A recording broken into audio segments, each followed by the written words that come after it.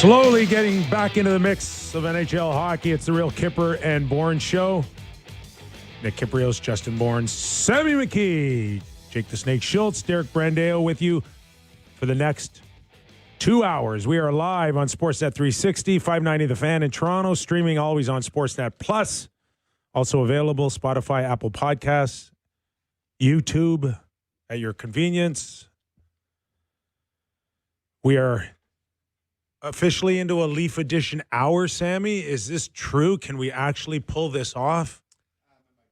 This counts. This counts. I'm bailing out Sammy, whose mic is currently not working. Okay, we're back. And now it works. Yeah, I think we're allowed to do this now. We're on Sportsnet 590 The Fan. We're on 360, which both are in Toronto. We're just in Toronto? We're in Toronto. Well, we're on nationally on 360, I think, maybe, or maybe not. I don't know. We are been doing this for 2 years.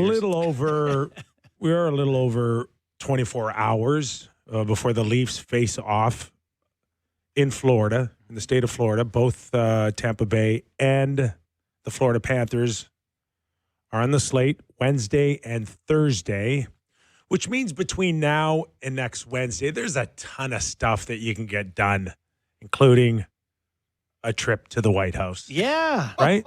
You can fit that in, no problem. There's enough time. There is. Matthews, by all accounts, going to play tomorrow, according to Craig Berube.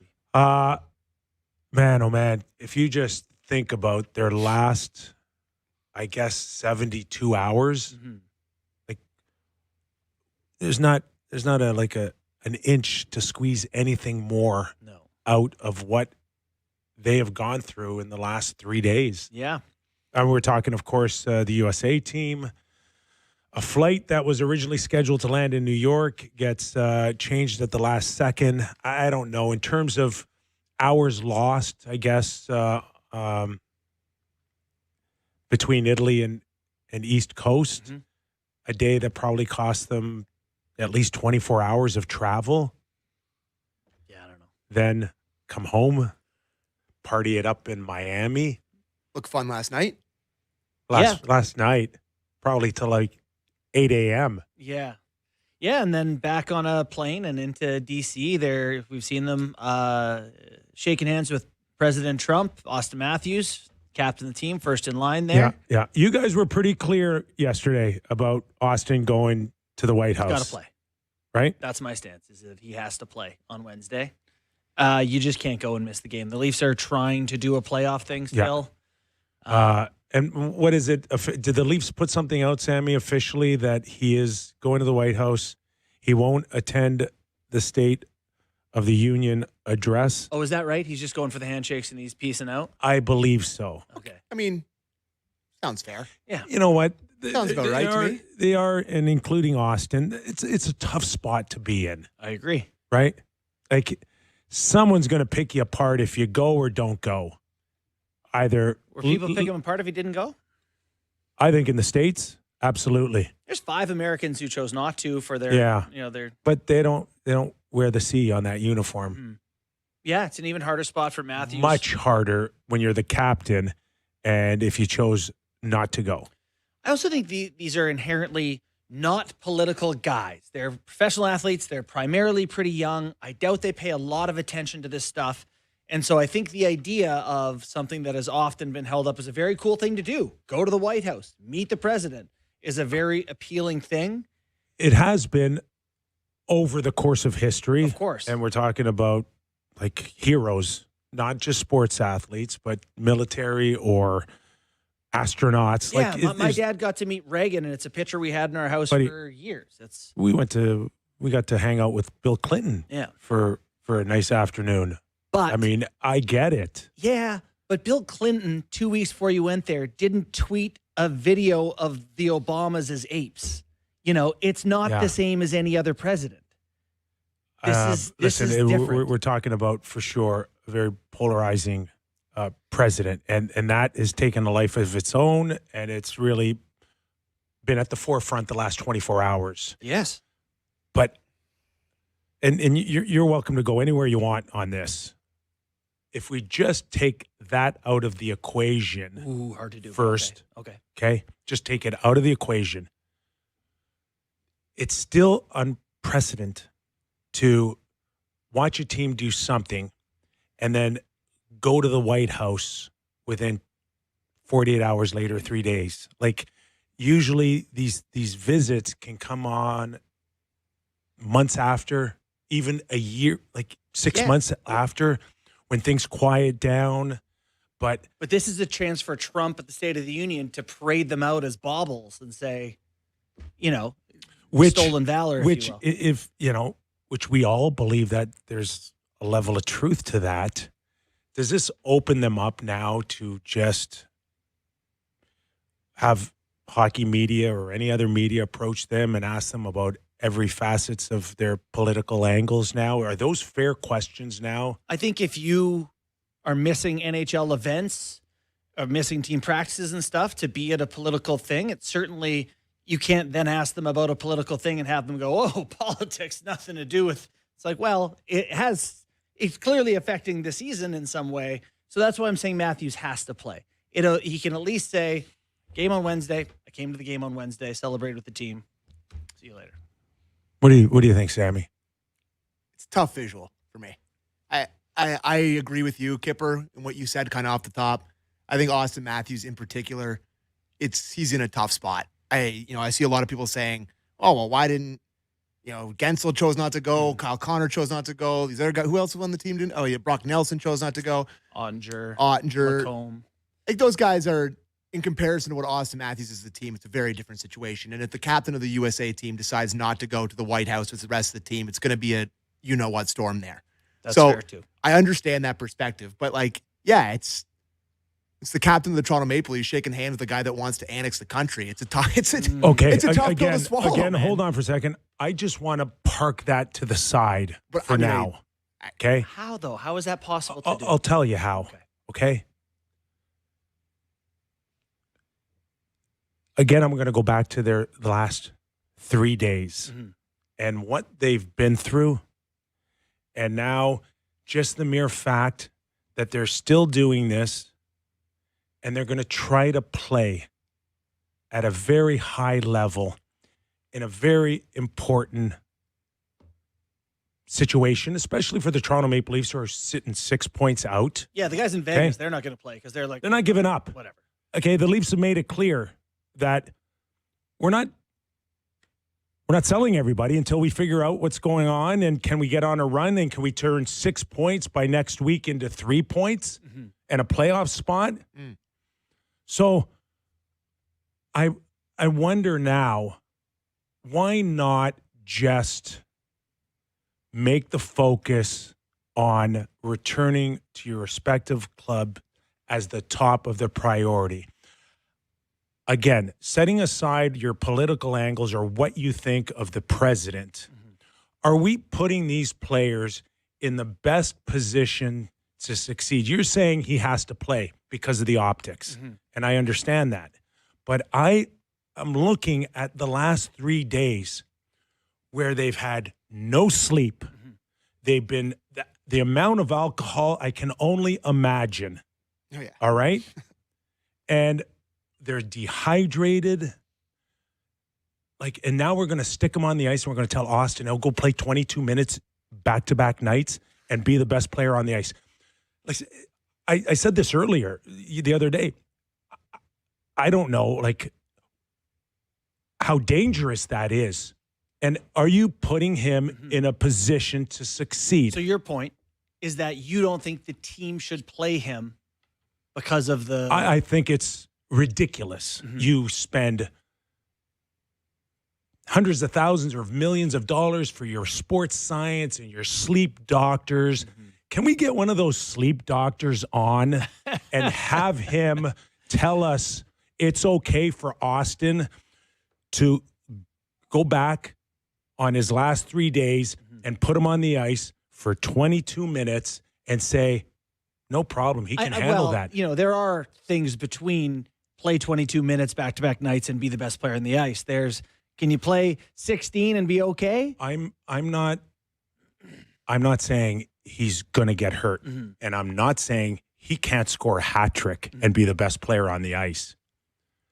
But in the last 3 days, have we helped him or hurt him to perform? Well, now I think something you've done here is you've completely lifted the onus off him in being responsible for his own well-being and preparedness. See, you're catching on now. You kind of starting to read where I'm going.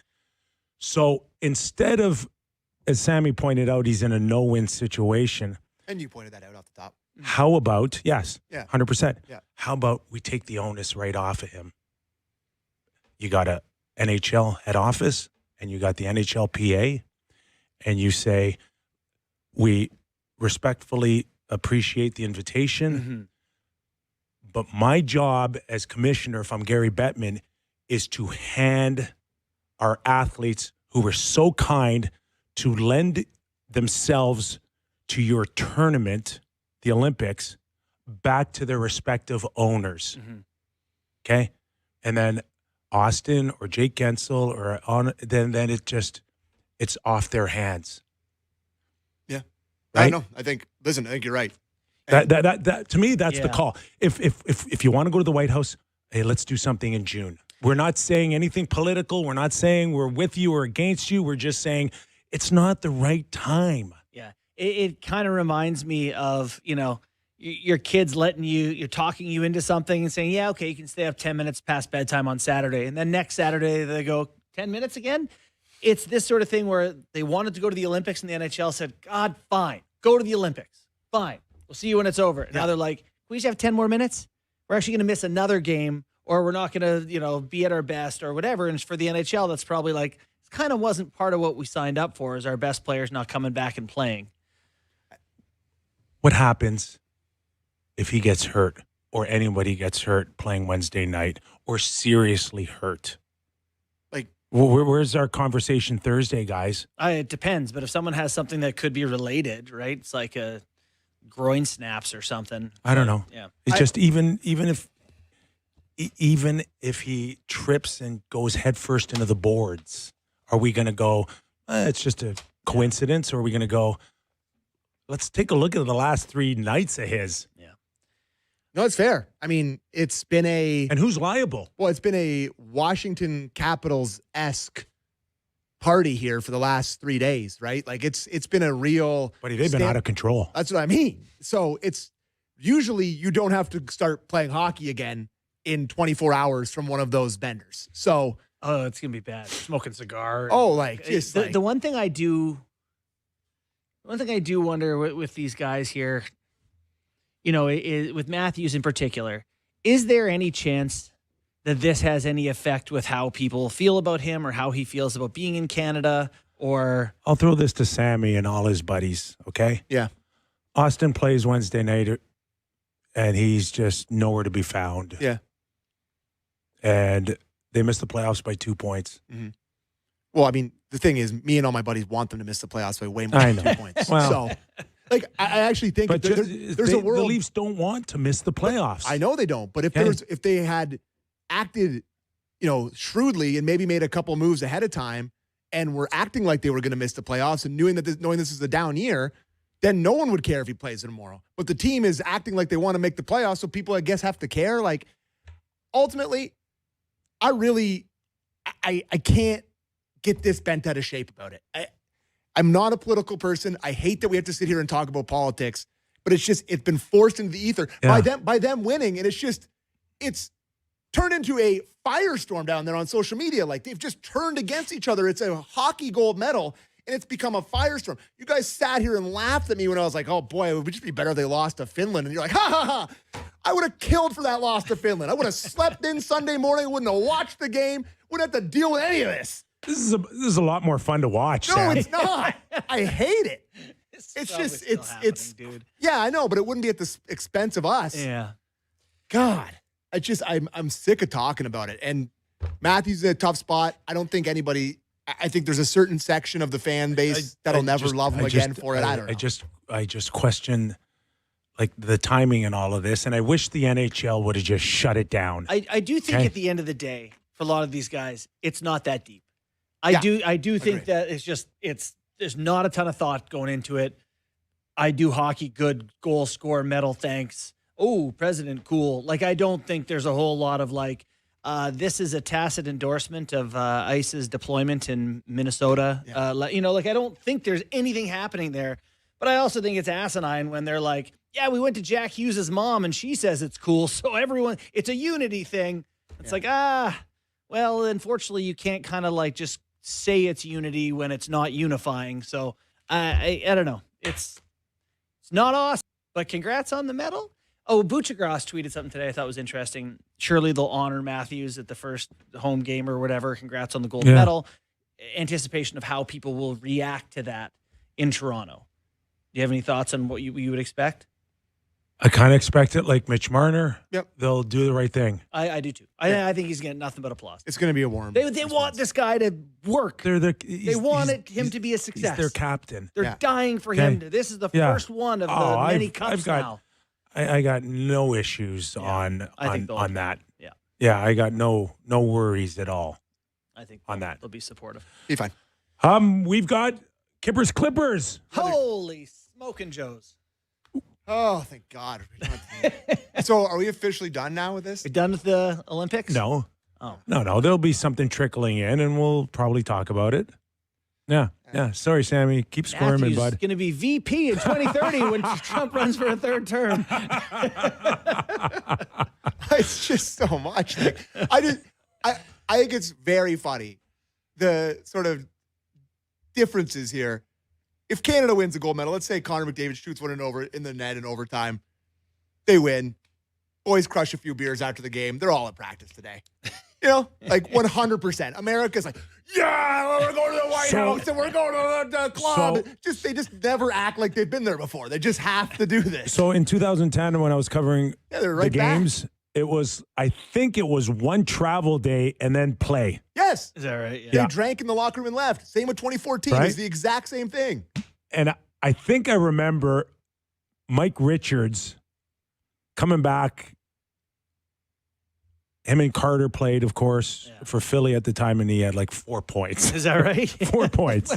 Well, he came in hot. Those guys came in hot. That line was unbelievable in the tournament. Him, Taves, and Nash. So it was. But that's funny. All right, we're not the only ones with an Austin Matthews opinion. Let's go to head coach Craig Berube. This is a strong one. Strong opinion from a Berube here. Clip one. Yeah, it's great. They, won the gold medal, and great honor to go there for these guys and enjoy the day there with them. Do you expect him to play in Tampa? I do. Okay.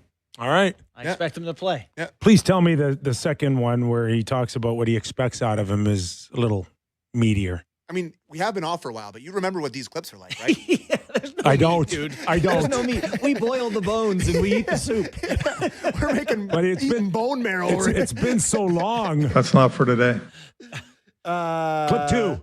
Clip two. Expectations. Going off of last year, I definitely thought there was fatigue with these guys coming back for Four Nations. You never know. We'll see. He's riding a pretty good high right now, with winning. So he's feeling good. Again, we'll evaluate that tomorrow and see where he's at, and I'll get a better feel when I talk to him here tonight. All right. He'll talk to him tonight. Anybody say, is this a good idea? He's going to be like, no hey, coach. No sleep in 3 days. You got a dart, coach?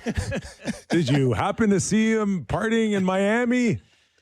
I am a little torn on one facet of it. Like, I'm glad they went out and had a good time. That Sure. those guys all talked about the bonding experience. Listen, they'd never been there before. They got to do it. Good for them. It's just it really is hard at this point with the number of games and what's at stake. And I know Sammy's waving the white flag. No, just lose every game. Yeah. And you're not. You're probably not wrong, Sammy. Thanks, man. Okay. I appreciate that. But in the event that either one of these teams can get on a run, it's not impossible for the Leafs to get themselves back into a race. At least not. Get into the conversation. Right? Yeah.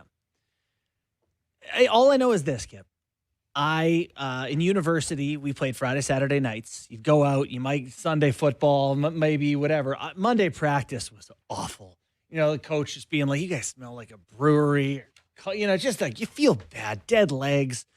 Like that's coming into a practice. I can't imagine being like, Is it Tampa? That's who they have like first game? Yeah. Like go chase those guys around? Rested Kucherov coming down the chute. Braden Point back after being hurt. Like, golly. That's a tough reintroduction. Willie Nylander practiced today for the first time. Would you like to hear the coach talk about Willie? Clip 3, Berube, please. Yeah, normal Willie.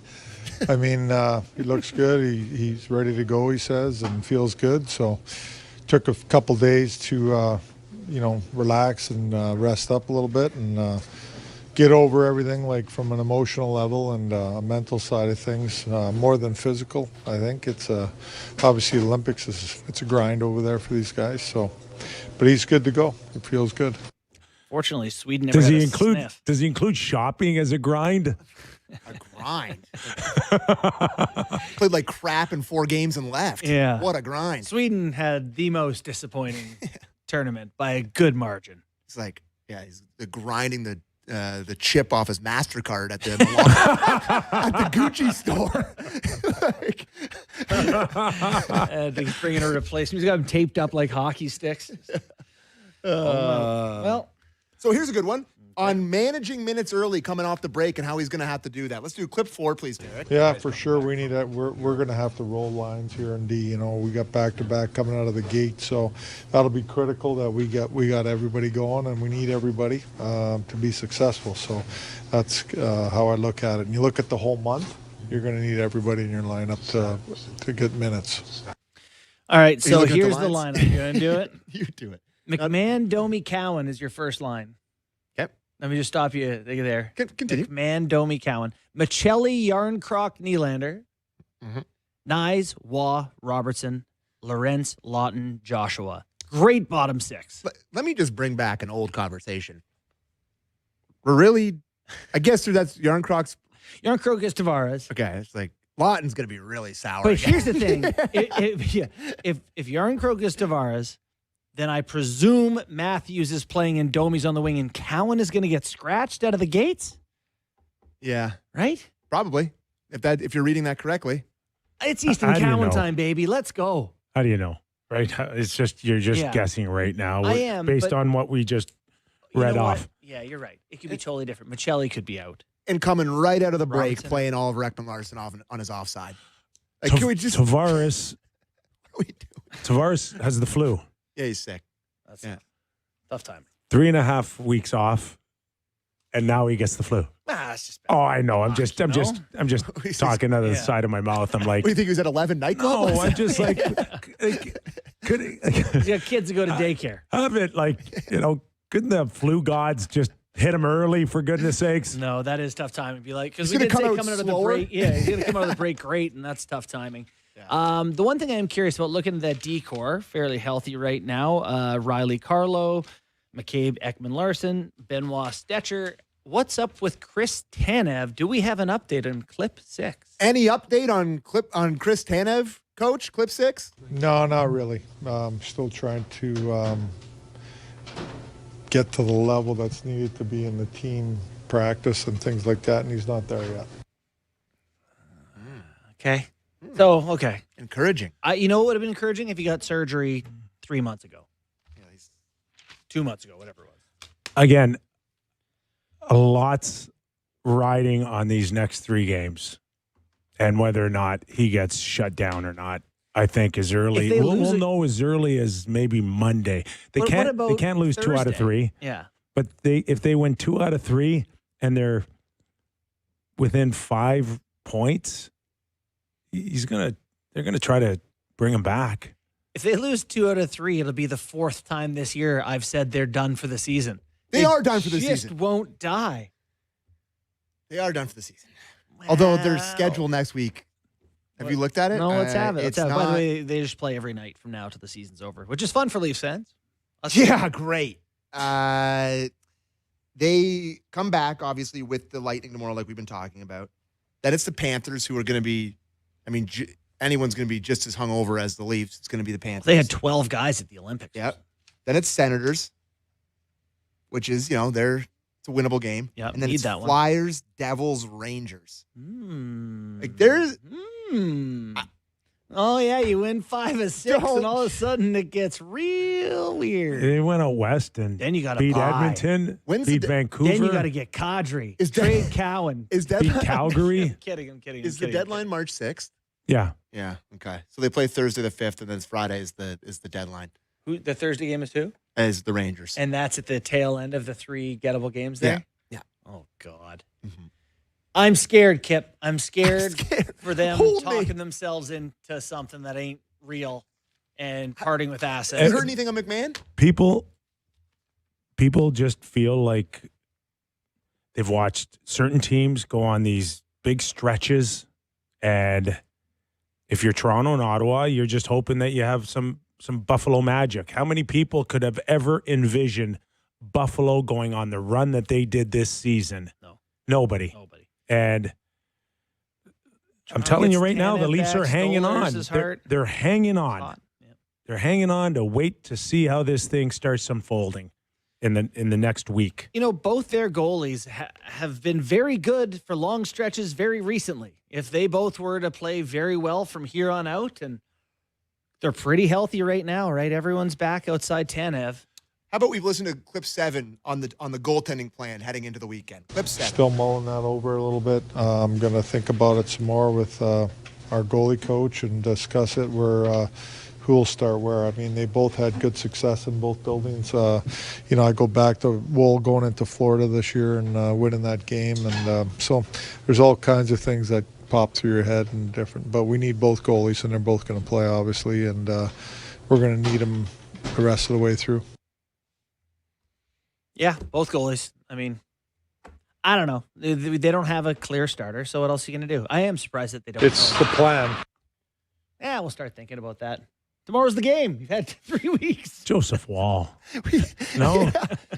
Oh, I'll get around to it. It's like the guys Really building that the hard rink of in a Milan. decision? Is it that easy a decision? Oh, my gosh. Stolar started for them in playoffs when they're both healthy. Do you remember that? Stolars has not been able to convince anybody he's going to hit the level that he did last year. There's been no signs that he's No, you're right. He's You're right. stretched You're right. any amount this season. Like he's played a good game here and there, but to stretch it out to be that guy that we all thought he was last season to this season has been night and day. Do you think he's a Leaf 2 weeks from now? I don't believe that there's a market for him. Oh, For Stolars? No, I don't believe there's a market for him right now. People worried about the injury thing. Yes, I mean, if he. and the contract. But what if he plays well? For Maybe 3 or 4 games. Maybe, but are you telling me you only got 3 or 4 games? Yeah, Is he but going to play all of them? For the record, I'm not. You got You're gonna 5 or leave 6 Wall? games. I'm not. 5 or 6 games, okay. I'm not trading him. If you trade. There's him, not enough room. There's not enough games, consecutive games for him out there Yeah, we that got can 6 convince. games. Give him 3. 3 won't do it No, can't sell him after 3. unless if he stands on his head and he gets 2 or 3 in a row. Yeah. But not. How about- I don't see him playing 4 out of 6. Yeah. Guess we'll talk about the Penguins trade in the National Hour. Yeah. Save that one. Yeah. Not that there's too much to say. McMahon, you asked me about? Yeah. Heard anything? So I've been seeing some stuff. Yeah, on they're the break. stalling a little bit on McMahon. They're stalling. the Yeah, Leafs because I heard some things. They could sign him, they could trade him, they could keep him and get on a hot streak with him. Right now, they're just again every Leaf fan's at the mercy of let's see what happens tomorrow night in Tampa. Let's see what it looks like against Florida, and let's get through Ottawa on the weekend and see where we're at. That's a fantastic way to build a team and look at how you fly should. by the seat of your pants Yeah. based on 3 games Yeah. of results. Yeah, coming out of a break where everybody's hammered.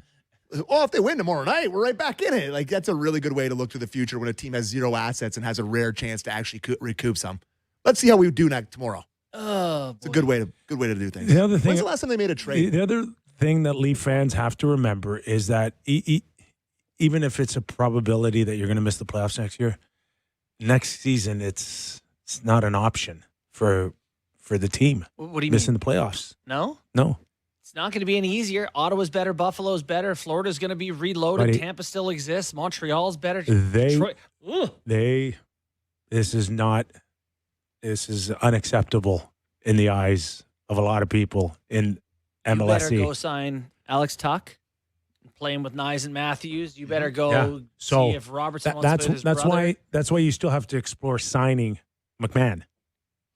I don't believe that they like him enough to make him $5 million a year. Well, I would know hope that. not. Do the playoffs next year hinge on signing a guy that was in the ECHL 3 years ago? Like, And also has been on the team this year. and has Yeah. there's just some way too nearsighted talking with this franchise right now for me. Way Buddy, too nearsighted. You are bang on. Anyways, we should go get to Ralphie.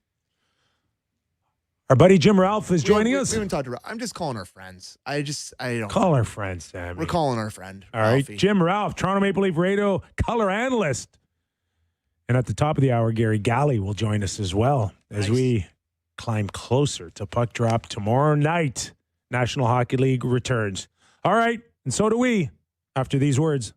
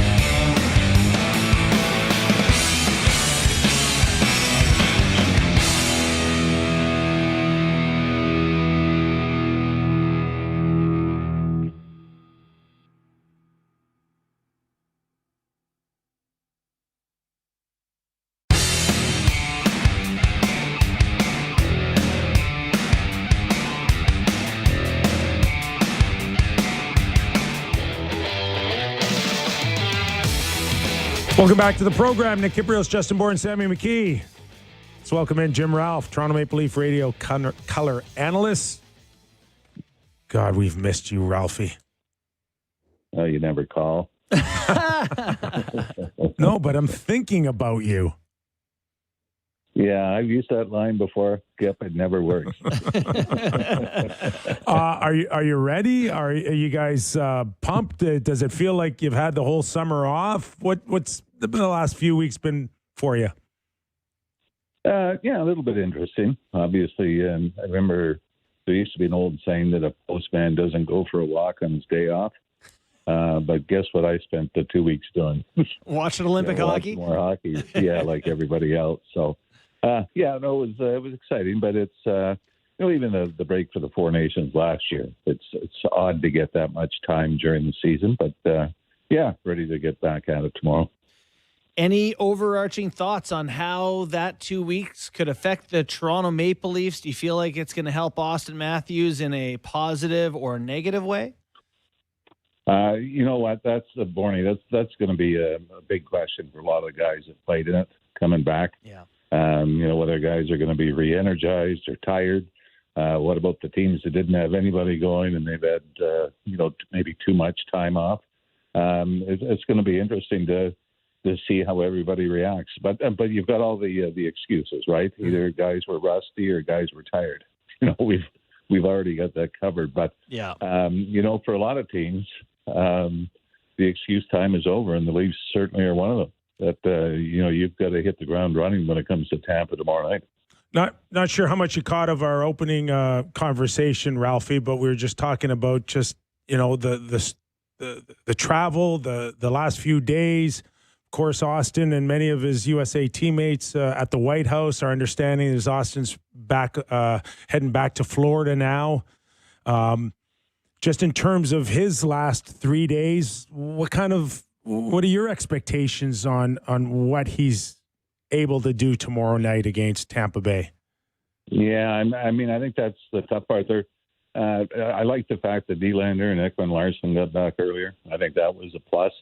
But yeah, Tampa, other than Gensel, I guess Hedman coming back from the Swedish team as well. So they may not be as affected by it, but, have some injury concerns of their own. So, I think, the first two games are going to be tough. On one side, you go from winning a gold medal on Sunday to, March action and, late February action in the NHL a few days later.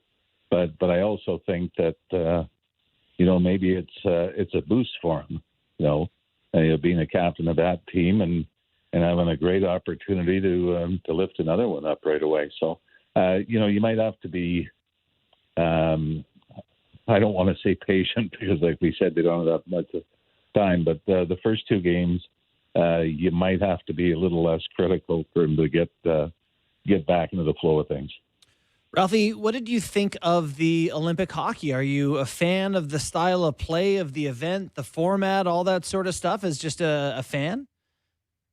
Yeah, I think it's easy. You've got to be careful with a lot of things. If they win 3-on-3, nobody's talking about that's awful that it was 3-on-3, and you compare it to, Crosby's goal in Vancouver, which people think is real hockey. And, if you lose in a shootout, it's going to be the same thing that you don't like the skills competition. But when you get these two teams, it took overtime 5-on-5 with the Four Nations. It takes overtime again. I think Canada was the better team in the final, but I think Canada would have taken not being a better team and winning. Just like the Americans did. So, like I said, you've got to be careful with the narrative on it. But it's when it comes down to that, being that close, the last three games counting the Four Nations, it's great hockey. It's the best in the world. With all due respect to Russia, not being involved, and I don't think we were disappointed. It was, both teams had to win overtime games, 3-on-3 to get there. So I think, from a hockey fan, trying to put our country's colors aside, that does a lot for the sport, I think. You're watching and listening to, well, not really watching because he won't Zoom us, and I want to see your pretty face, Ralphie. So can you get us a Zoom before the year's over? One, please? Yeah, I got to set that up, though. I don't know what to do. We'll do how about a sketch artist? Can we get a sketch artist for you? That's all I got for my career, Ken. Ralphie, 25 games to go, and there's a real sense that the Leafs aren't quite ready to lay their cards on the table in terms of a strategy going into the trade deadline. How important are these next 3 games to you? How legitimate is it that they can find a way to get back in this playoff race for you? It's funny. Kept looking at it from different angles. Number one, they're a point behind Edmonton with a game in hand. So it's funny that you're in this situation. It's do or die, and it is do or die time now. You get the Oilers are in third in their division. I looked last year; it was 93 points for Montreal to get in. That's not going to do it this year. And if it did, that means if they went 15-10 to finish, they get in. I think it's probably going to have to be closer to 18 wins, 17-18 to be able to get in. But I think the disappointing part, and they've run out of tokens coming up, is how they fared against Buffalo, Boston, Montreal, Detroit. They've won 2 out of 12 games. And to me, that encapsulates their season. There have been slumps, there have been a few modest streaks.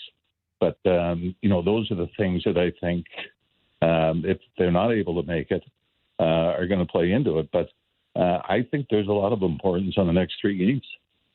That maybe if you rattle off 3 in a row and get right back into the mix, it changes the narrative. But, even if you go 500 in the next 3, I think that might, I'm not going to say surrender, show signs of surrendering, but maybe saying that, this isn't going to be our year. Yeah, it's interesting because last year so much of their success was built on the backs of goaltending, and that's a position you're obviously very familiar with. Coming into this year, it felt like a real strength. We know from day one they had trouble there. Joseph Woll wasn't there at the beginning of the year. Stolarz had some trouble, but they're both back. They're both healthy. Is there, I don't know who you would start with out of the gates here, but if these 2 guys find it, that could kind of be the thing that could make this a close race in the end for them. Yeah, and in fairness to the goalies, Bourne, defensively they were horrible in front of them. Very bad. It started with Stolarz at the start of the year. And then you start to get healthy and you lose 10 of them. The injuries start to pile up, and then Nylander is another one that was, you saw when he got back in the lineup at the end of the road trip, what a difference he makes. And so there's, all this adversity that the goaltenders became a part of it. And they just got to the point where they couldn't bail them out. Last year, I think you were looking for, 3 or 4 key moments in a game to make big saves.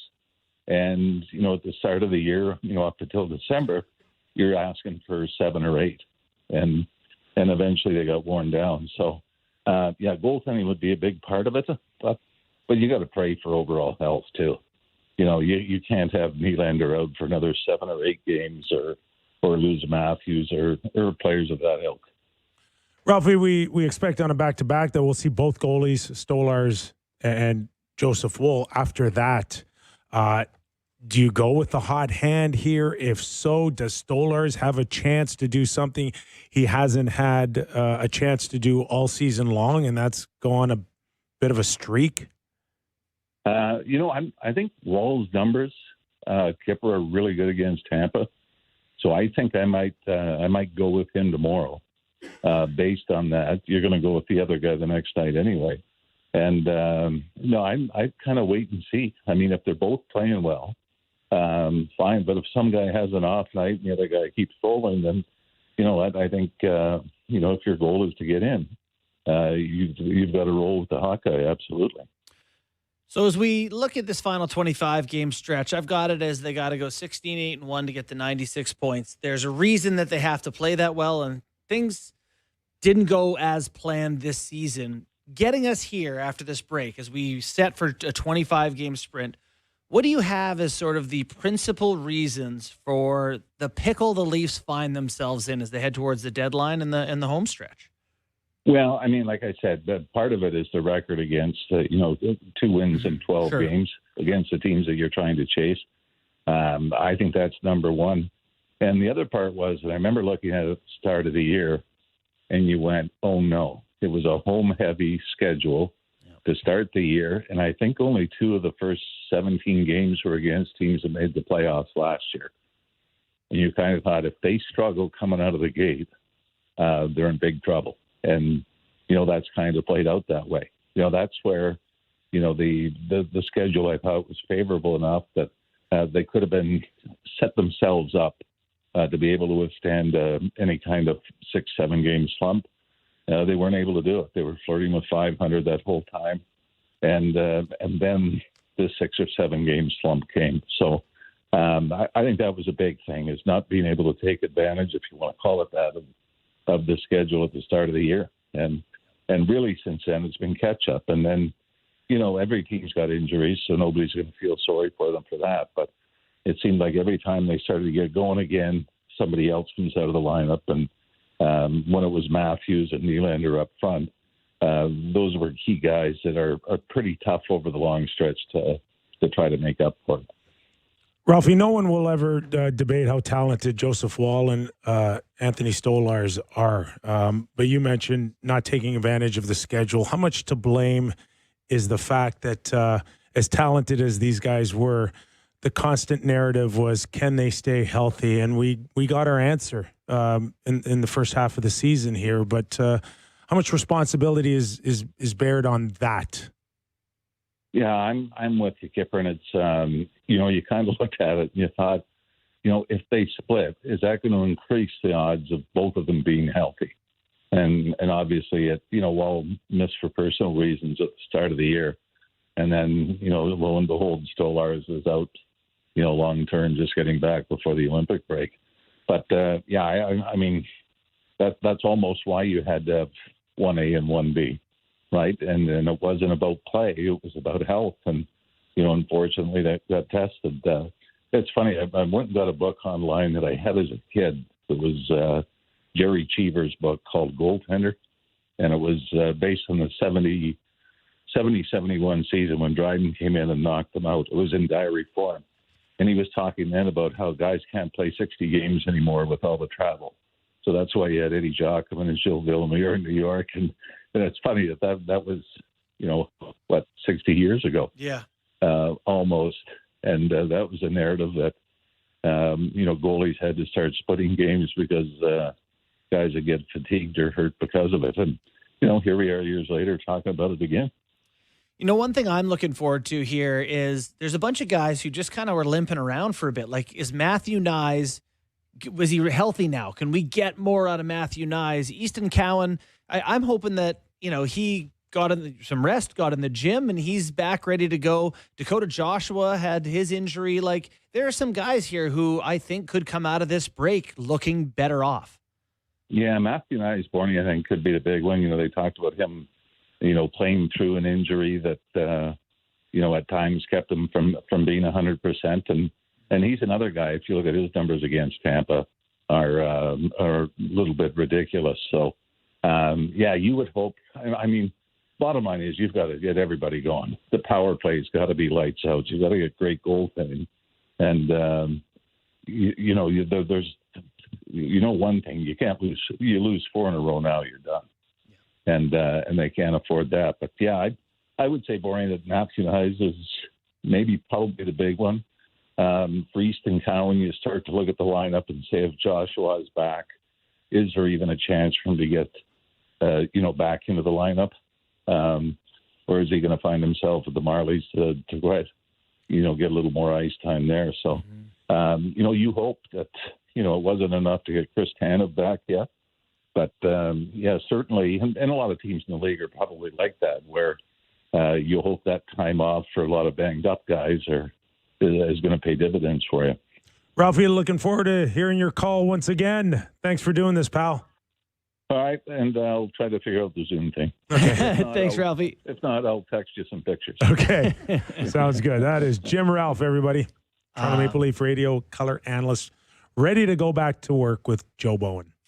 Richard Deitch tweeted the viewership numbers from the U.S., 20.7 million on NBC. Yeah, that's a good number. And 26 million was at the time of the game-winning goal. And that's How about NBC. Canada? I haven't seen anything from Canada yet. Lots. Yeah. Most. Well, the other thing, too, is like there's so many watch parties by the time you get to, You know the like, number? No. Many. You're with a zillion people No, watching. 8 o'clock would have hurt. For sure the time hurt. 8 o'clock in the morning would have hurt. Deitch tweeted that the 2010 Vancouver games averaged 27 million on NBC, which is 7 million more, but that was a midday or evening for game, sure. which certainly would have some effect. I think even the closing ceremonies may have started before, everything got wrapped up in the gold medal game. Yeah.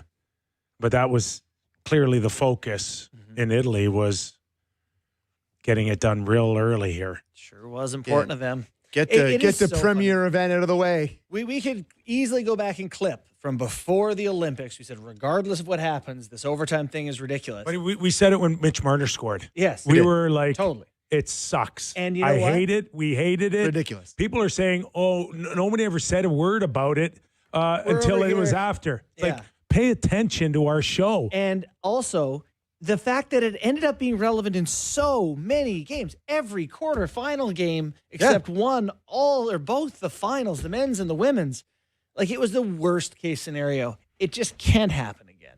It can't.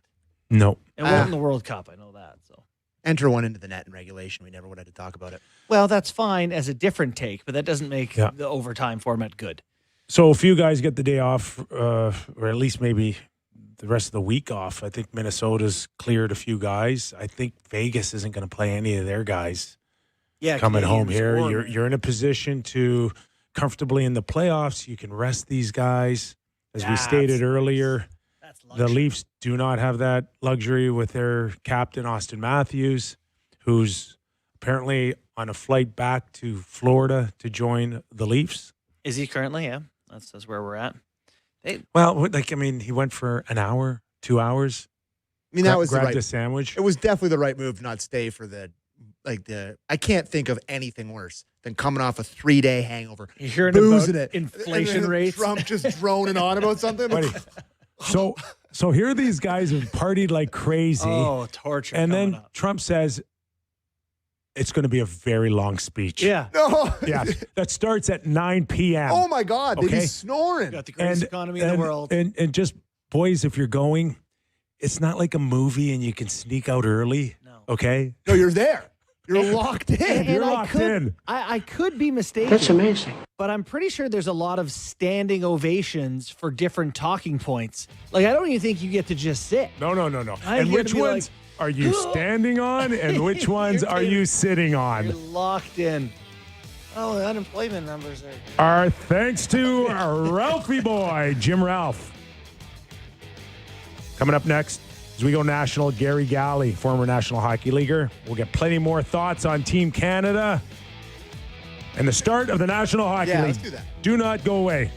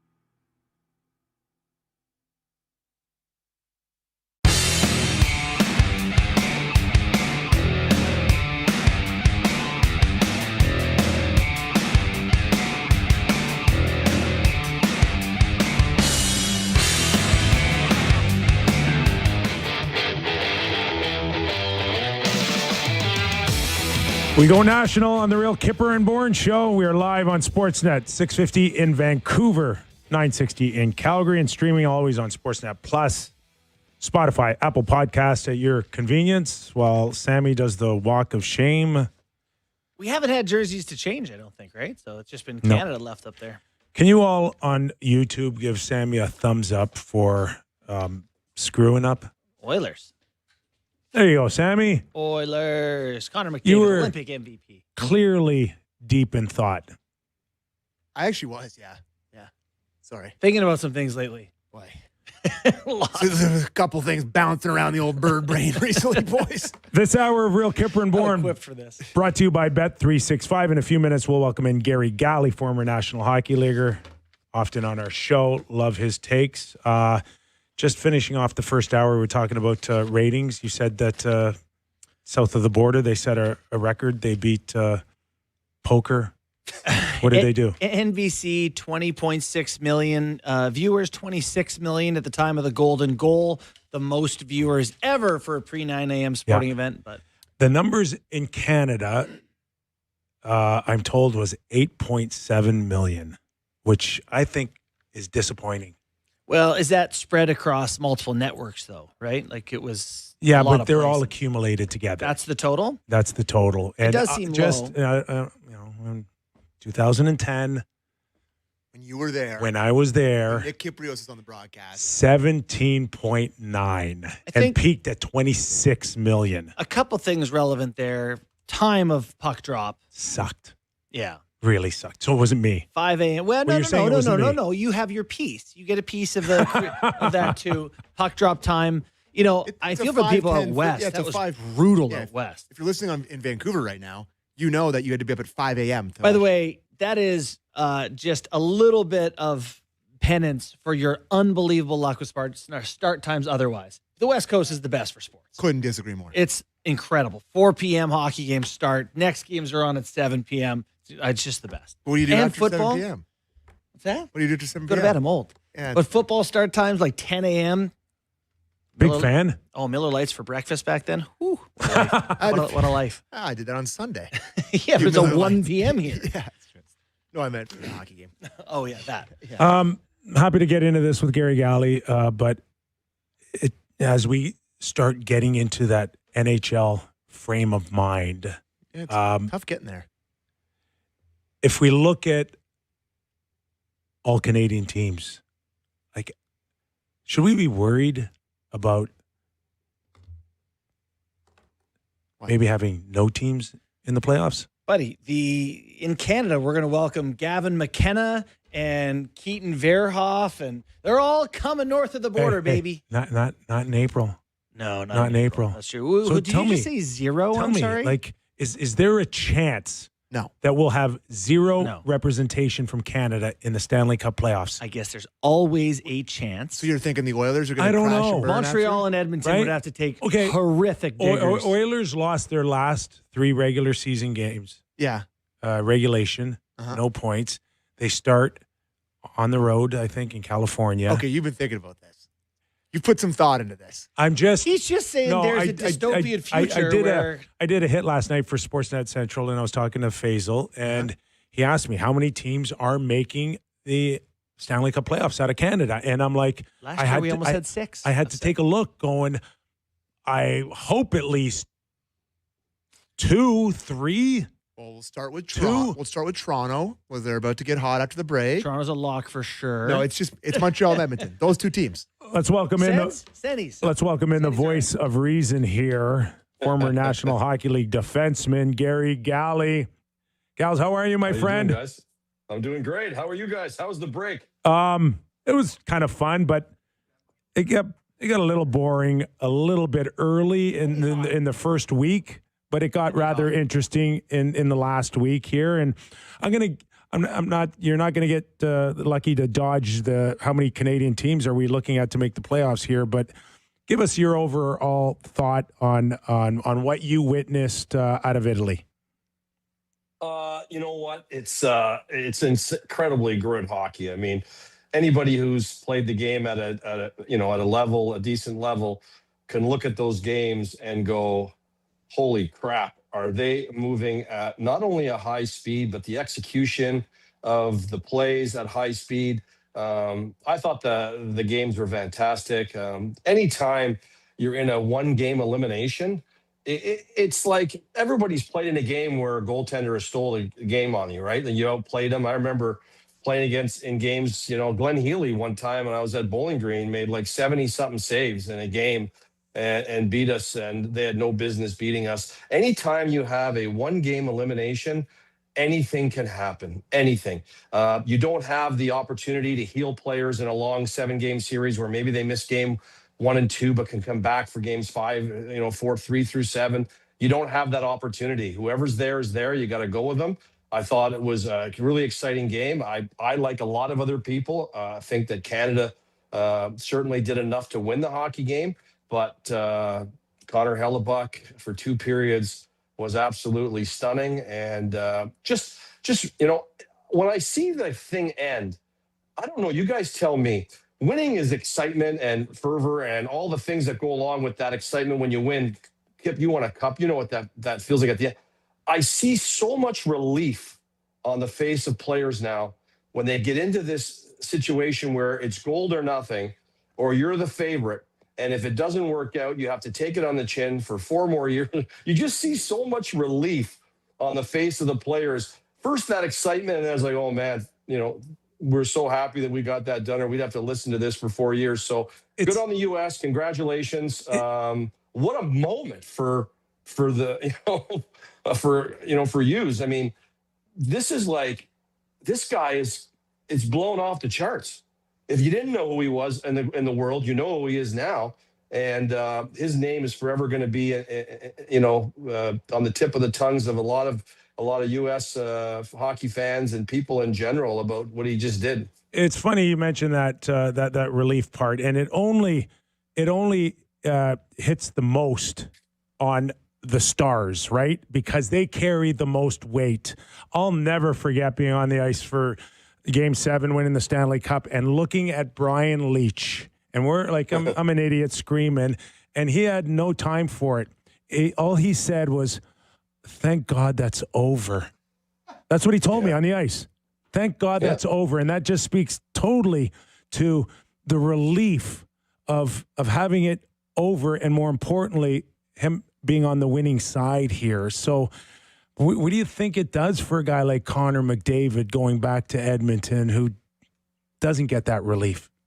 It obviously takes some of the shine off being in this moment. I think when you feel like it rests just on you. But remember, all these guys are stars. They're the top end of the cream of the crop, especially on Canada and the U.S. You look at these 2 teams that were in the gold medal game. These are the stars of stars. So yes, it will fall on a certain half dozen players still on that team. But at the end of the day, I just, like I said, I was really, that's the first thing I see when you look is that relief. And you mentioned Brian Leetch and those guys. I can't imagine the weight that they carry within a hockey game and within a series and within a playoff 3 months that you have to go through to be on that game all the time, and knowing that if you're not, your chances of winning aren't there. I do think Taves misses an open net. McKinnon misses an open net.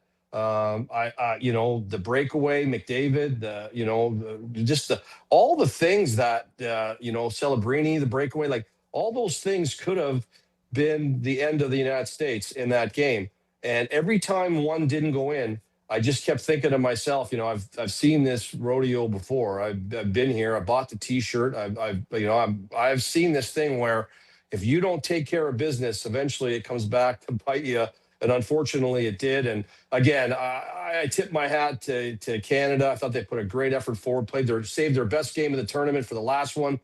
They left nothing on the table there. And they certainly should not, feel like they let anyone down whatsoever. I know the silver is always tough because you get the silver and losing. The team that wins the bronze is always thrilled to have a medal, but the silver usually gets shunned a little bit. I don't blame the guys for being disappointed, but I tell you, as an ex-player and a hockey fan, I was truly proud of them. One more for me anyways on Canada, and I appreciate they left everything on the table comment, but, you're a defenseman. we watched Morrissey go down. God bless Drew Doughty, but he couldn't come in and fill those minutes. And did Canada, in your mind, leave Bouchard or Schaefer on the table going into this thing? I just think with Bouchard, I'm just not sure there was a total 100% buy-in that they felt like, there was just too many gray area there, maybe as far as defensively. I know he's come a long way, and I know in so many parts of his game, he's super electric, but it's those other things that I think they just couldn't get around. Maybe at some point they will, and maybe they should. Obviously Schaefer, a young kid, you think, should he have been there? That's a lot to throw on a young kid's plate. You look at what I'm sure Cale Makar thinks is an error in judgment going one way. You could imagine if that was Schaefer, what it could do to a young kid in his first year or whatever. I think Makar is going to handle that so much better, and understanding that he brought a lot to the table in that game. He made a decision.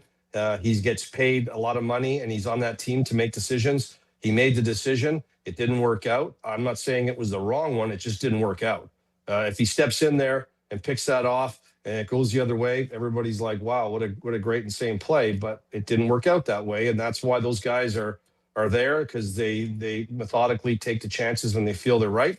And who's going to argue? But it just didn't work out. I can't imagine that happening to a young kid in his first year and in that. So Doughty, I get it. I think for sure you could see that Father Time has caught up to him a little bit, and certainly they weren't able to use him, and you don't expect to lose Morrissey right away. But Morrissey has had problems staying healthy, like last year and the year before in the playoffs. The poor guy seems to always can't get away from the injury bug, and when you lose a guy like that, a guy that they really felt like was going to be lugging some minutes and someone they could count on the power play, and in times in the game where they needed a guy they can count on, they didn't have him, and that certainly hurt them for sure. But every team in that tournament probably had things going on with players that that were injured and banged up, and now you're coming back, and can imagine LA, no Fiala, Rantanen's going to be gone for a period of time. Morrissey, they're not sure what's going to happen with him. So yeah, Hedman looks like he's going to be okay, but we talked about this before this whole thing went out there, that when they finally come back, this is a condensed schedule. This is going to be like every other night and then some till the end, and then you got to lock and load for the attrition of the playoffs. There's going to be some wounded here moving forward, and it could affect what people think are favorites coming down the stretch. It might be injuries may change a lot of things. Gals, easy thing to do when you don't win is to pick apart, what else could we have done, should we have done. Who did you like? Who is someone that's a part of this for us to build on as we go back at it in 2 years? Get your mock lineups ready. It's almost time again. I love that Celebrini, man. Yeah, right. Is he something? I mean, just could you imagine, you're 19 years old and you're coming in, I can imagine coming in, they paired me with Bobby Orr. So here, you're going to play with Bobby Orr tonight. It's like, are you kidding me? Right. I would lose myself. I would be so caught up in you put him with McDavid, you put him with Crosby, you put the kid with anybody, or stick him on a line with a couple other guys. He makes it happen. He makes things happen. He brings you to the edge of your seat. Those are the things. Those are the players that you remember through their careers when they're long gone and out of the game. Players that bring you to the edge of your seat every time they touch the puck when they're on the ice. Those are the things you remember about a player. And I think for Celebrini, I was really, really I was impressed with him before, but then to see him up against the best of the best, and full credit to John Cooper, he didn't hide him, man. He threw him right into it and said, "Son, it's time to swim." And boy, did he ever! He was really good. I think the future looks really bright for that young man, and being a leader for Canada and moving forward for many, many years for Team Canada. That's the guy that really stuck out for me the most. You're watching and listening to Garry Galley, color analyst for Sportsnet, Hockey Night in Canada.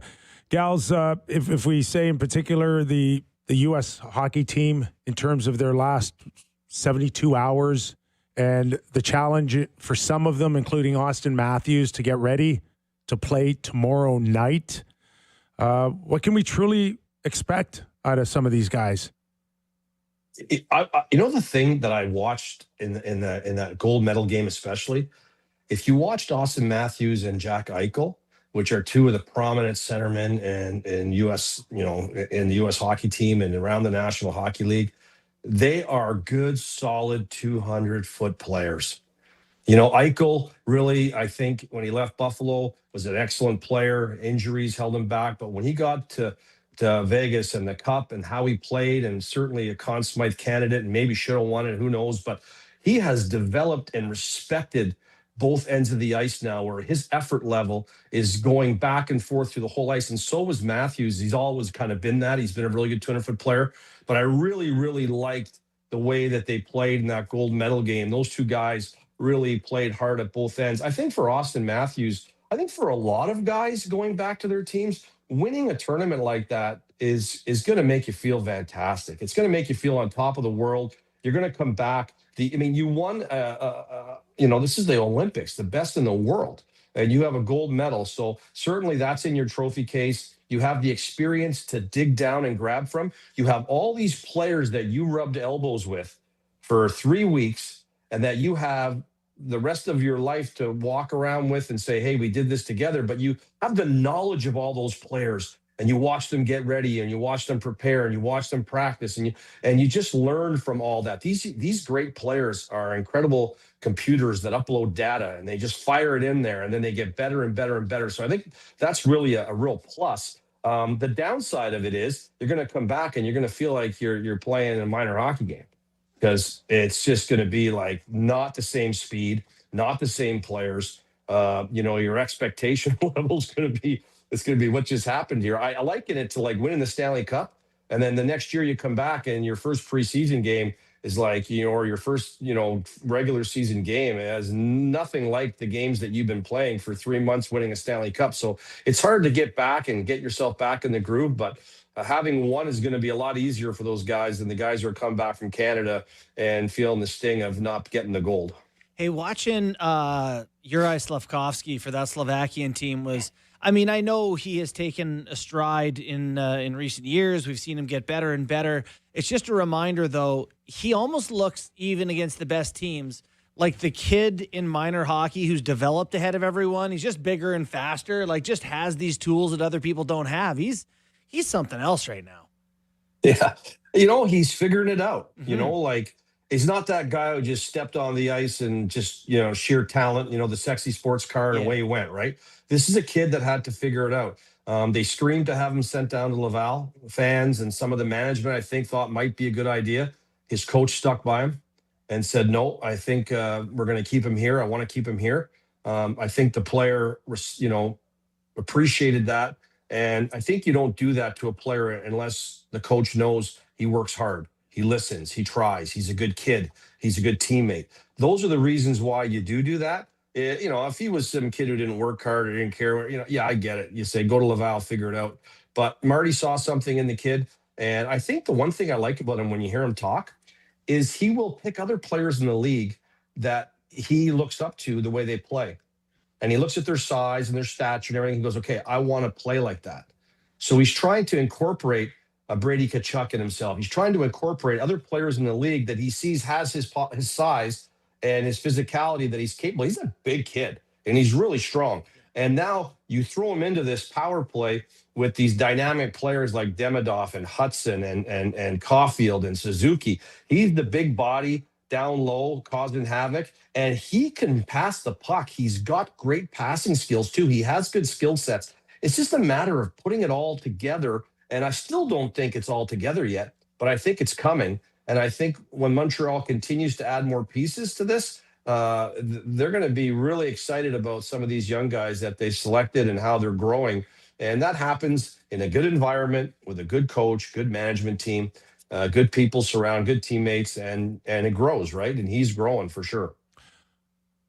Okay, gals, we got to get everybody in the NHL mode right now. We're looking at the standings, and we definitely thought the majority of the season that Edmonton is the leader of the pack here in Canada to potentially be the best chance to bring a Stanley Cup on Canadian soil. Yet we look at the standings, and it's not that comfortable for them, especially when you consider Seattle and Anaheim right behind them, and LA Kings only 4 points behind them. And then we go into the Eastern Conference, and where is Toronto and Ottawa in all of this? And Montreal, who's had a good season, no question, but Boston's right behind them as well. How nervous should Canadian fans be in general here by April?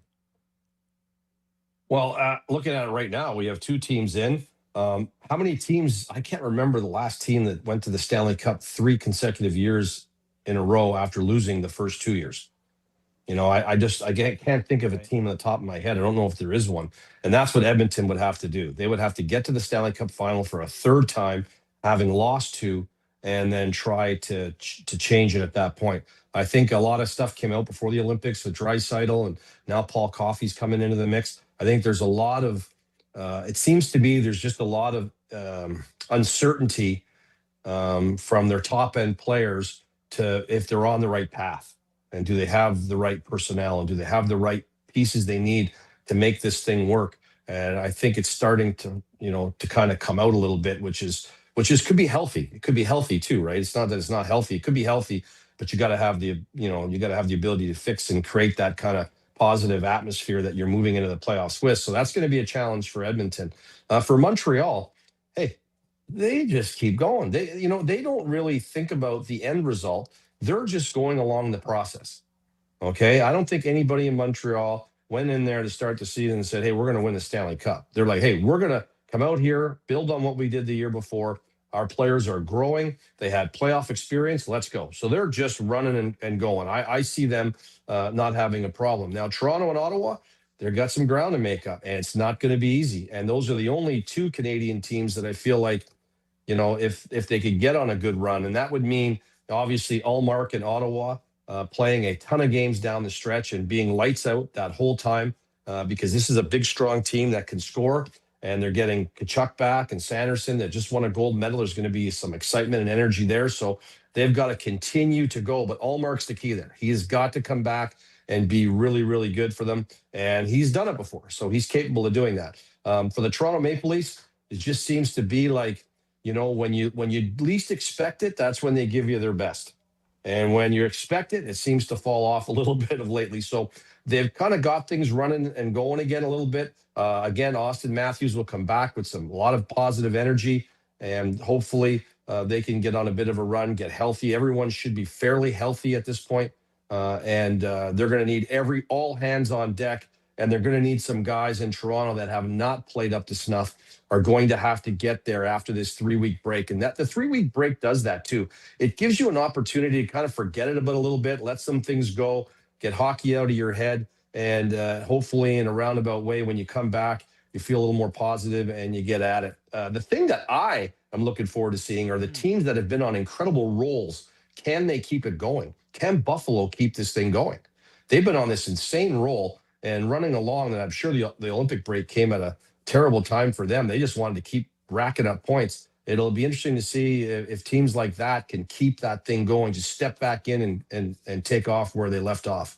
Last one for me, gals. Just your thoughts. We're a little over a week to the trade deadline now. Do you think we're going to see a more active one? I was wondering if the time off for the GMs gave them more time to sort of work through some things with one another as we head into that time frame. Yeah, I think over the next little while, I think there's going to be a lot of conversations as to where teams stand. Obviously, like they're going to make decisions. Okay, even if we get in, this is not going to really be productive for us. So let's make some hard decisions and do it. We all know the Coleman and the Kadris and all that. We all know the players in St. Louis. Everyone knows the names of the potential characters that are going to be thrown out there and see if they can't help other teams. But I think teams are going to be really careful here. I think there's a lot of teams that are playing well that may just go into the playoffs going, hey, I think we're good. I think we're good. I think we feel like we've got it all going here. And let's not bring something into the mix that might throw things off. But I do see a lot of action at the deadline because I do believe there's a lot of teams that are going to be thinking if I add a player or two, maybe we can go from the bubble and put ourselves in, or maybe we can go from being back in the pack and get some energy and get our team going.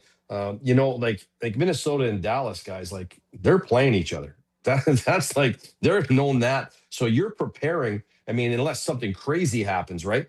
I mean, they're playing each other. And so they got all this time to prepare for that series and how they're going to win that first series, and maybe adding a player that they feel like is going to help them in a situation like that. I mean, I think there's a couple of situations like that. I mean, for LA, you lose Fiala, gone for the year. You picked up Panera, and now you just lost Fiala. So they're certainly going to be in the hunt for some help, a player to try to relieve that loss of Fiala. So I do believe it'll be a busy deadline, but I think there's going to be some teams that are going to shock some people. They're not going to do as much as they think. Gal, so happy to have you back on our show, man. Talking NHL hockey.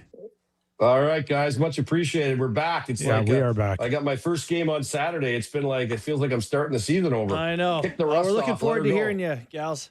All right, man. Appreciate it, guys. That is Enjoy the Garry games Galley, tomorrow. color analyst with Sportsnet and Hockey Night in Canada. Getting ready to rock and roll this weekend. And as he's talking, Kyper's trade board dropped.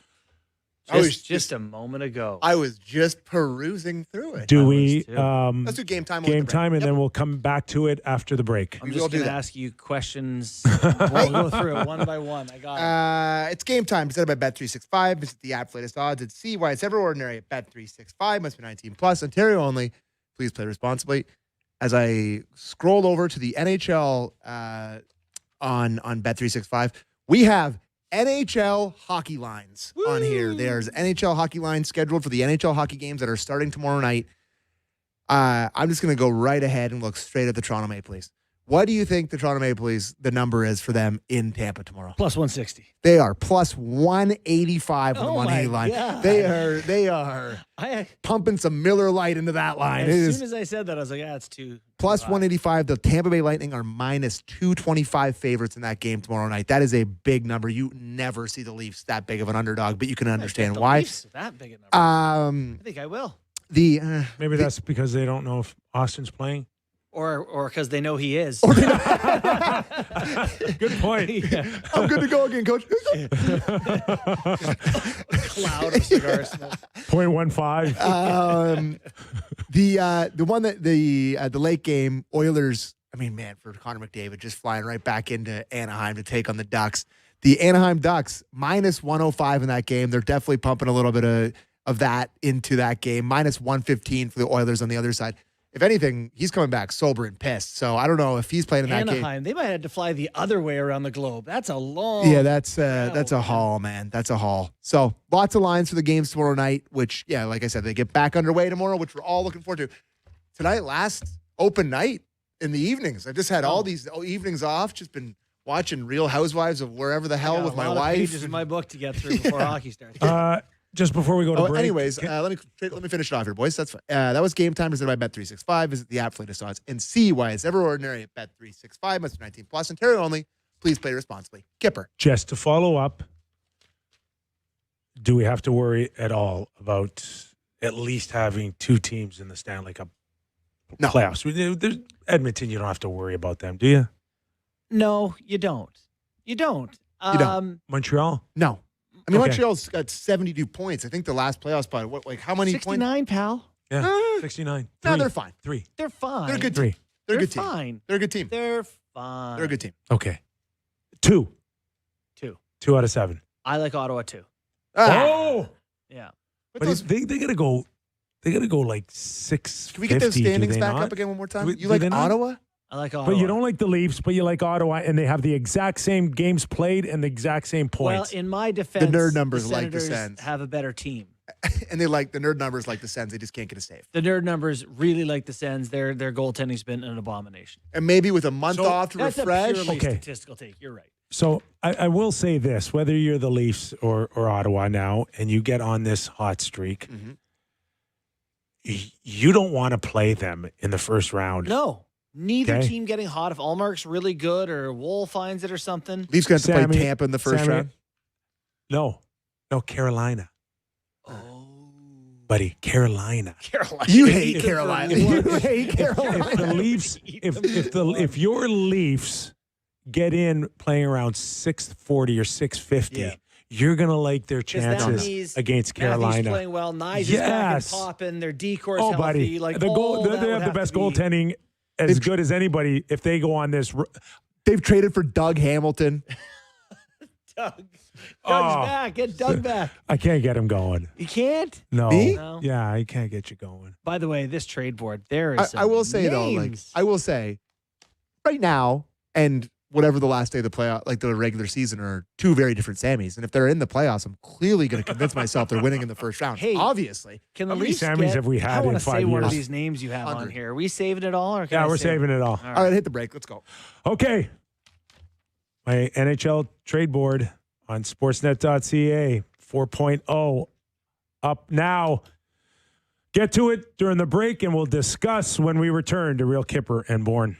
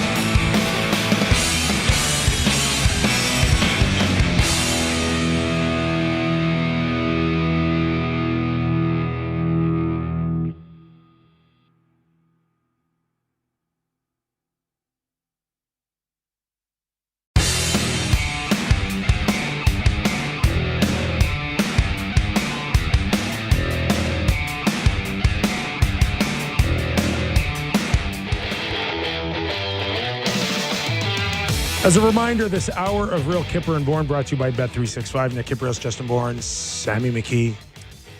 Before we get to your trade board, I don't know, people are anxiously waiting. Did you want to talk about the actual trade that happened today?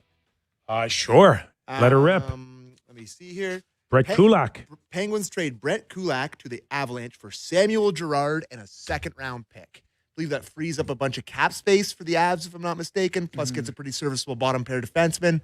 A lot of people now saw a couple things on Twitter about people maybe Kadri talk, because you had mentioned that yesterday, and them opening up a little bit of cap space. Maybe they're thinking about Kadri reunion. I'm told as many as 6 teams with offers on Kadri right now. Yeah. But what do you think about that? I mean, that's a good trade for Dubas. I think But he's a second-round pick. Dubas is on fire. They traded, Yeah. Tristan Jarry's salary. People weren't sure you were going to be able to move that without retaining or something. Yeah. He traded it for Sam Girard, who's 27, serviceable, Yeah. decent contract, 2 second-round picks, and Stu Skinner. Yeah, and Stu Skinner, I mean, obviously fine. not perfect, but for a middling NHL team, a NHL goalie that will play every night. Yeah. So, Don't mind it at all. God. The Penguins have 20 picks in the first 3 rounds over the next 3 years, most in the NHL. I wonder if Dubas will get 2 NHLers out of that. Yeah, they need a better drafting track record. Yeah. Not so hot here. Everything's great. Sportsnet.ca, it's 4.0 coming out of the Olympics. What is the field today is going to drastically change in anywhere between 5 and 7 days, guys. It's going to be a huge swing. Number one is They're big games. more teams will join by the beginning of next week, Mm-hmm. and the market will change. Prices will change. They will come down. Teams are waiting, but I think it's safe to say that we expect some of these names to have new homes at some point. I'm going through this, and the top name on your list is Elias Pettersson, and we will talk about that. Yeah. But down about 4 or 5 names is the name Mackenzie Weegar. Yeah. That one I haven't heard. Now, I think he's a right shot. He is definitely a right shot. Right-handed D who only makes 6.25 against the cap. Having a putrid year this year. I think he's dashing. Tough year. Tough year with You can't not be there if he plays all the minutes. with multiple years left on his deal. He's at a place now where he is attractive, yet is he outside the window for the Calgary Flames to think that he's a big part of the future? Yeah, I think the Flames aren't a playoff threat till 27, 28. I don't think that Calgary's shopping him. I don't think that's where they want to go or their focus is on. But if teams like Ottawa are calling on him, you got to listen. Well, they're dying for a right shot guy there, right? They've had great left shot guys. So is Detroit. Chikrin out, but Detroit. Yep. Yeah. It's funny, it's so great. One thing about the I do Olympics, like Weegar. seeing I don't guys want in to different spots. Yeah, I mean, like, he's just not having a very good year. But I mean, you put him in a better situation. He's a guy that definitely could have an impact. I like him. He's so rare to have an offensively capable right shot guy. Teams fall all over themselves for a guy like that. Don't tell Tree. He's like, I could get another Calgary Flames defenseman. Yeah. Let's go. Fire it up. I'm okay. I'm okay. I could put him on the power play. See if he can do a little bit something more. Yeah. I got Pettersson. I think there's a 50-50 chance he could be gone. I 50. believe that they'll happily keep him and push him in the offseason if they have to. I don't believe for 1 second that he's got a long future in Vancouver. There's no rush, but this thing has a Quinn Hughes feel for me that you could just wake up one day and he's gone. Do you think he wants a fresh start? Yeah, I think at this point when you look at what the thought process was coming into this season and where they ended up and how they are in full rebuild mode, God, that lineup stuff's a look at. he could be in a position to look for a fresh start. Yeah. So I have LA out there, and his age is so attractive, right? At 27, long term. It's not like you're dealing with the ages of Kadri or Ryan O'Reilly where you got to hit it in the next year or two. This guy can play for the next 7-8 years. If you could get half of the Quinn Hughes return, first and a decent prospect or something. But you think he's got that type of value with that contract. Like, he just hasn't shown Great point. by you. anything close to what he was pretty much since the day he signed that contract. Yeah. Bit of a Monstar situation, It quite is. frankly. Detroit thinks they've had a pretty good run with Swedish players, They have good ones. and The- they're looking to shore it up big time. So you've mentioned now Detroit with Uyghur, and you've mentioned Detroit now with Pedersen. Oh, yeah. You think it's got Oh yeah. Stevie Y's coming out? But you can't have a 20-year Iser plan. It's time. Yeah, you got a lot of picks, got a lot of At prospects. some point, you got to turn it up. They are loaded. They are loaded. They could easily make a move here or there that, hey, take a run at the conference final. I was going to And say, then and anything else after that would be a bonus. East stinks, guys. without open. without Florida, it really does feel like it's anybody's conference. I know Tampa's fantastic, don't get me wrong, but like they've got a lot of guys who've played a lot of games. Well, a lot of Vasilevsky. injuries and If Detroit Yeah. trades for a couple big, it's the Hurricane here. Carolina guys. Carolina can't get by Tampa Bay as is. You think they need some help? They need help. They're fine with that. It's just They need who help will in the waive middle. a no trade to come to them. They try to get everyone. Yeah, I know, Yeah, and no, they're going to keep trying. yet another ratings bonanza for Sportsnet with the Carolina Tampa Eastern Conference Final. Thank Gary. Thanks. Outside playoffs, Philly, Toronto, the New York Rangers, Washington Capitals. It's like, come on. Boston clinging to a spot. Yeah. Robert Thomas Yeah. was quoted Yeah. the other day, Sammy. Yeah, he said What he say? well, that he was aware of where they're at in the standings and what that means, and He said the rumors, it's part of it. it's part of it. Which, Gotcha. Robert, it's Not always. not really part of it when you have a complete no move, And a great right? contract. It's just for and ton of slugs talent. like me and others that it's a part of. But you're supposed to be that guy that avoids it. So what's going on here? Like, it just sounds like this guy's ready to move. That's what I got out of this quote. Yeah, like would be willing to consider. You know, for St. Louis, if they don't think that it's a bright future coming up, God, Robert Thomas, though, he's only 25, right? Like, he's a young guy. I don't know. Is he? I think he might be a little older than I that. think he's 27 too. Hold on, let me check. Because he was a rookie in that 20. He is 26. 26. Yeah. You know, I just, He's a great age too. good hockey player. Man. He is. But look, can I answer me this? Okay. Okay. Great second line guy or front line guy? I got to believe he's a frontline guy. Are you So going is to he- win the is cup he- with is- him as your number one center? Is he a 90 or 100 point guy, or is he a solid 70 to 80 point guy? I mean, he's got an 86-point season under his belt, but he is a disher, although you like that out of your centerman. and often, I do. often injured. That one to me is somebody would really maybe overpay for him and then be a little bit disappointed with the results for me. Because, I mean, when they mentioned that they were going to trade him, I mean, some of the trade packages that people were talking about potentially having to give up for him, it's like, whoa. Pittsburgh Penguins, they got a ton of assets. They want a pile of picks, and Dubas would love a little skilly, dishy guy. Not little at all. No, not little. 6'2", again, 10. Right-handed defense at a premium. I've got Justin Falk here. I got Connor Murphy, who's got the end of his deal. Ristolainen. Yeah. Ottawa, Dallas. Those are the teams interested. Logan in Stanley's him. in there. Logan Stanley's at the end of his deal. Some suggesting he's looking at $4.5 million next year. Whoa, really? That's barely got in the lineup You can last year, ask. right? You can go upstairs right now and ask for $1 million. I could do it. You can. Sure. Can I? Oh, yeah, you can do it. Okay, I'll yeah, try. you're allowed to do it. I'll try. Anybody can. Yeah. Doesn't Right? go great. Oh, okay. So,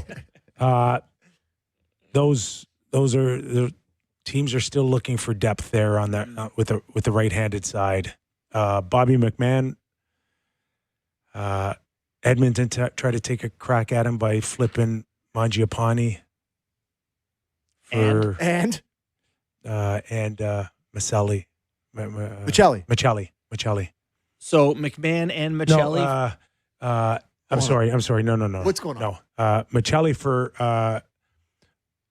Mangiapane. That was the deal, 1-for-1. okay. Yeah, and then inquiries on McMahon. Yeah, you got to give something there. The Mangiapane contract is nothing but an anchor. Well, it's a flip at what, $3 million each. Yeah, but I don't think the Leafs were interested in Mangiapane. doesn't help. Weren't they interested in him in the offseason, if I'm not mistaken, or when he At the cost of no asset. and when he signed in Edmonton, and then it was maybe some talk that he didn't want to come here, and Still tricky on the value of McMahon out there. Whether or not he's a true first-round worthy guy or now, I mean, a second and a third. if he was playing for some other team and the Leafs are trying to trade for McMahon, every single analyst would be like, he's a first-round talent, no question. You got to give up a first for him. And now, as soon as the Leafs are selling, everyone's like, I don't know. Like, what else? It's the trade deadline. He's a big, fast winger that scores and makes no money. In what world is he not a first-round pick guy? Scott Laughton was a first and to me, it's if you're trading him and you get out of it and it's not a first-round pick, I'd be disappointed. Yeah. Jordan Kyrou's on your list as well. You were about to bring someone up.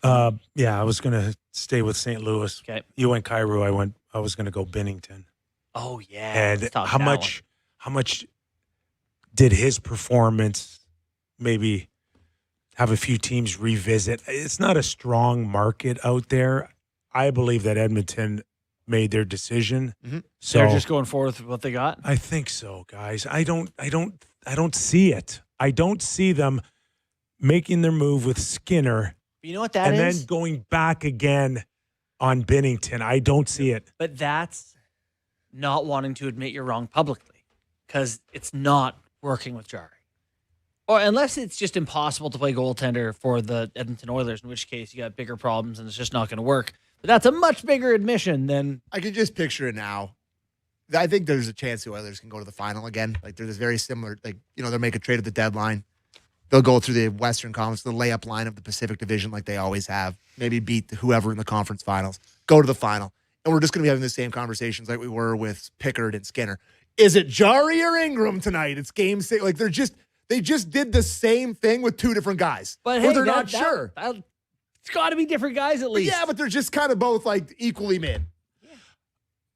Binnington, at least would be the starting goalie. Works. I don't know. Would Montreal look at Binnington? Ooh. So they're Montembeault, who's struggled badly. Dobish is not coming along yet. And their young kids not quite ready. Fowler. And he has this year and next year, right? Binnington has He does. a contract. He does. Ooh, that's a nice little And bridge would you have to maybe Fowler. send one of the other goalies in the trade with a Dobish or Montembeault in the trade? Yes. Right? Yes. Dobish. If you're the Blues, you're like, yeah.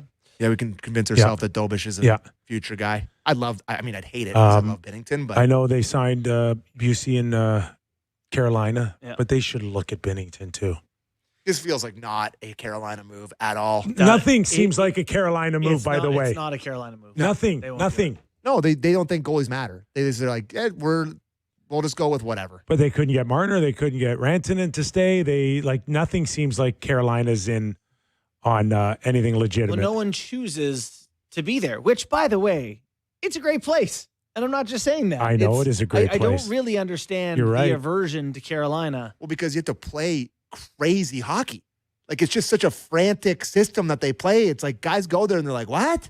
I don't think that's why guys don't go there. Well, I think it's like not a But hockey market. everyone that I talk to loves, and the people are so friendly down there, and it's just It's affordable and warm. wonderful hospitality. You know, it almost feels like the next place that. Do you remember the Panthers were like a laughed at place to go play for a while? Like it was like Florida was like dismissed. Yeah, because they like, suck. Not a Carolina's hockey market, been a terrible wagon team. for. But for a long time, then people started going, it's kind of great. And Luongo was like, can I go back? And that started happening. I think that'll happen to Carolina Speaking eventually. of Florida, like few people want to start throwing Bobrovsky's name out there. Was it McKee who said Edmonton? I was like, can't do that. Why not? It was perfect. No. Oh, my God, yeah. So they have had contract talks. So they want him back.